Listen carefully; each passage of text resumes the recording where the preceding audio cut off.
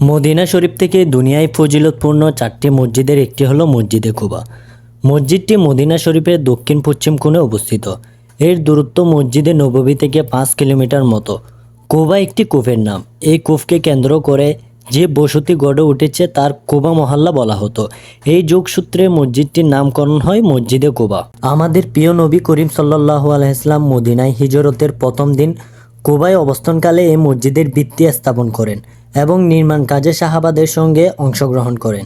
ইতিহাসবিদরা বলেন হযরত মুহাম্মদ সাল্লাল্লাহু আলাইহি ওয়াসাল্লাম যখন এর ভিত্তি স্থাপন করেন তখন কেবলার দিকের প্রথম পাথরটি নিজ হাতেই স্থাপন করেন।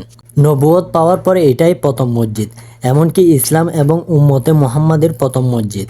মসজিদে হারাম, মসজিদে নববী এবং মসজিদে আকসার পরেই মসজিদে কুবার সম্মান ও ফজিলত। এই মসজিদের আলোচনা কোরআনে করা হয়েছে এবং মসজিদ সংলগ্ন আদিবাসীদের একটি বিশেষ গুণের প্রশংসা করা হয়েছে। কুবা মসজিদের জায়গাটি ছিল হযরত কুলসুম ইবনে হিদম রাদিয়াল্লাহু তাআলা আনহু এর খেজুর শুকানোর পতিত জমি। তিনি ছিলেন আমর ইবনে আউফের গোত্রপতি। এখানে হযরত মুহাম্মদ সাল্লাল্লাহু আলাইহি ওয়াসাল্লাম 14 দিন বা কেউ বলে 10 দিন অবস্থান করেন ও তার আতিথ্য গ্রহণ করেন।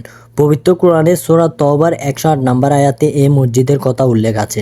সেখানে বলা হয়েছে যে মসজিদ প্রথম দিন থেকেই প্রতিষ্ঠিত হয়েছে তাকওয়ার উপর, মসজিদে কুবা, তাই বেশি হকদার যে তুমি সেখানে নামাজ কায়েম করতে দাঁড়াবে। সেখানে এমন লোক আছে যারা উত্তম রূপে পবিত্রতা অর্জন করতে ভালোবাসে, আর আল্লাহ পবিত্রতা অর্জনকারীকে ভালোবাসেন। মসজিদে কুবা শুরু থেকে এ পর্যন্ত কয়েক দফা সংস্কার ও পুনর্নির্মাণ করা হয়েছে। নবীর আমলের পর ইসলামের তৃতীয় খলিফা হযরত উসমান রাদিয়াল্লাহু তার খেলাফতকালে মসজিদে কুবা সংস্কার ও পুনর্নির্মাণ করেন। এরপর বিভিন্ন সময়ে আরও বেশ কয়েকবার এই মসজিদের পুনর্নির্মাণ ও সংস্কার করা হয়।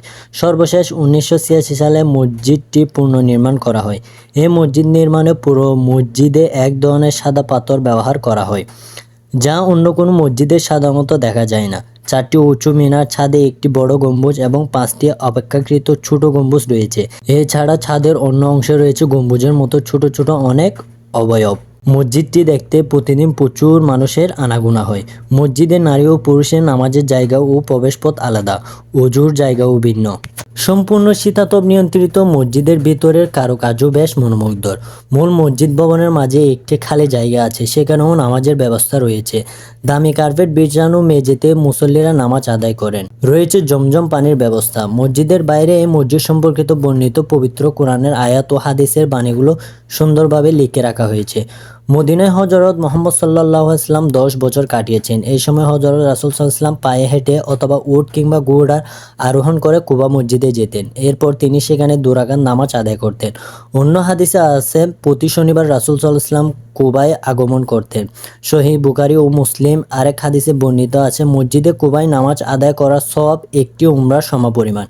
তিরমিজি হযরত রাসূল সাল্লাল্লাহু আলাইহি ওয়াসাল্লাম আরও ইরশাদ করেন, যে ব্যক্তি নিজের ঘরে ভালোভাবে পবিত্রতা অর্জন করে সুন্নত মোতাবেক উযু করে মসজিদে কুবায় আগমন করে নামাজ আদায় করে তাকে এক উমরা সমপরিমাণ সওয়াব দান করা হয়।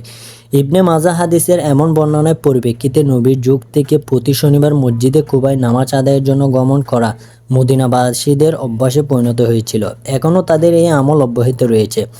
হযরত মুহাম্মদ সাল্লাল্লাহু আলাইহি ওয়াসাল্লাম এর অনুসরণে কুবা মসজিদ আসা ও 2 রাকাত নামাজ আদায় করা মুস্তাহাব। হজ পালনের শেষে মদিনায় অবস্থানরত হাজিরাও মসজিদে কুবায় যেয়ে নামাজ আদায় করে। আল্লাহর রহমতে সেই সৌভাগ্য আমার হয়েছে।